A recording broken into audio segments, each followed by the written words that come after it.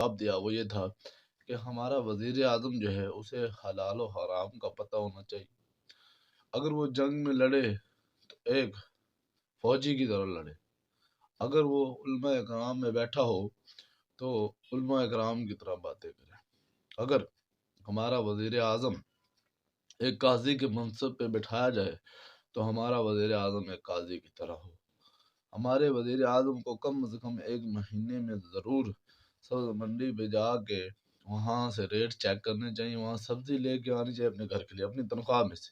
कोई प्रोटोकॉल ना हो, कोई गाड़ियाँ ना हो, पैदल जाए और पैदल अपनी सब्ज़ी वगैरह करके लेके। हमारा वज़ीर आज़म बाज़ार में से अपना राशन लेने जाए, उन्हें पता होकर चीनी के रेट क्या हैं, घी के रेट क्या हैं, 10 रुपए के मिर्चों के पैकेट में कितनी मिर्ची होती, नमक कितना मिलता है, हमारे वज़ीर आज़म को ये पता हो।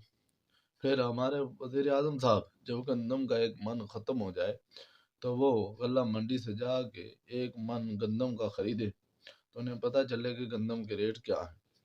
और जब गंदम ख़त्म हो जाए तो चक्की से आटा लें कि वही आटा जो गंदम थी 4800-4700 रुपये मिल रही है, तो आटा कैसे 5600-5800 दिया जा रहा है, हमारे वज़ीर आज़म को पता हो।